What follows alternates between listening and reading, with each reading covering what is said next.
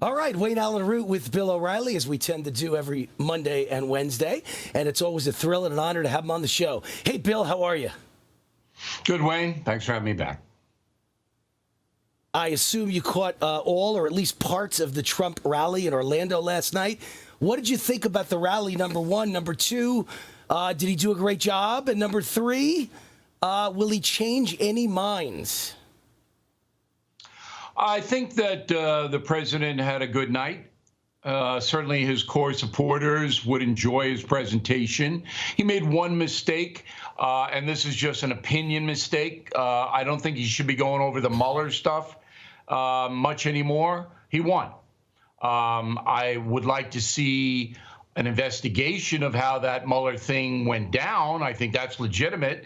But I don't know if he wants to continue to say it was phony, fraud, this, man. Just kind of say, all right, that's behind us. Here's what we're going to do in the future. He was smart to demonize the far left, which is causing all kinds of trouble in this country. And I don't think most Americans, no matter what party you're in, like it.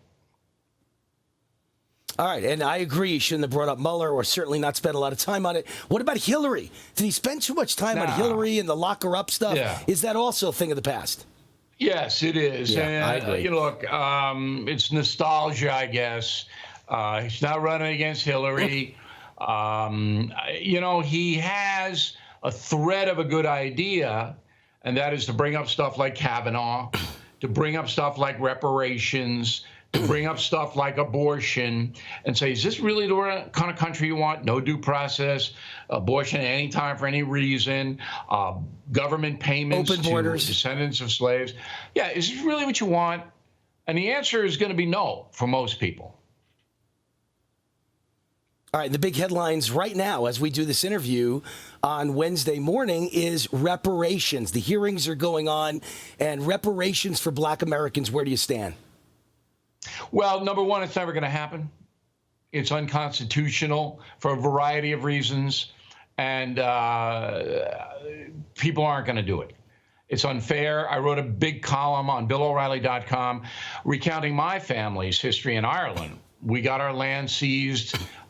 We had deaths because of the British government, and that's never been litigated or compensated.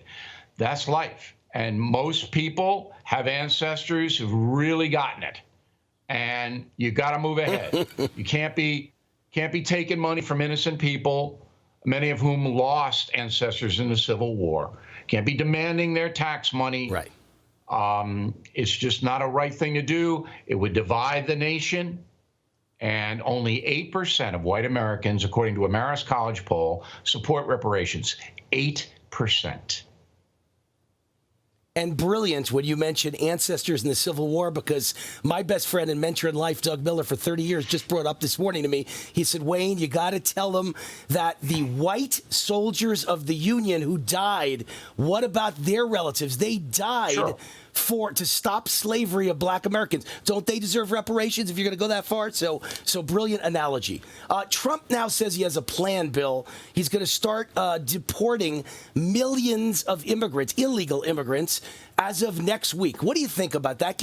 Is he just talking, or has he really got something? If he's really got something, can he do it? Will the American people stand for it? Will the Supreme Court approve it?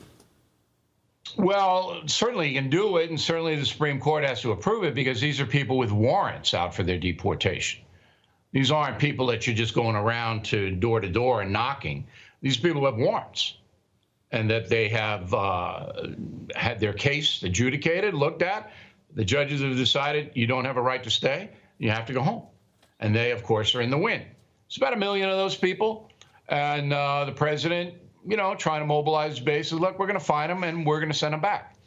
Again, his supporters want that. There's no question. So he's within the law. Obviously, it has to be done in a humane way. You can't be brutalizing people. But I don't really know how ICE is going to find the 1 million. But I think the president wanted to make a headline. All right, Hope Hicks testifying on Capitol Hill, defying the White House's order not to testify. Trouble for Trump? I understand from my sources that Hope Hicks wouldn't answer any questions about the Trump administration. She showed up, but she wouldn't answer any direct questions about her interactions with the president. So I think that's what happened. Democrats on that committee are angry about it. And if it happens, not going to be anything to come of it. All right. You know what I say? That's my girl. And finally, there's growing talk that the Trump administration should be looking at antitrust action against Google and maybe Facebook and maybe Twitter and maybe Instagram and YouTube and all these companies in Silicon Valley that are shadow banning and kicking out conservatives. Is this a good idea? Well, I don't know who else can control these mammoth internet companies.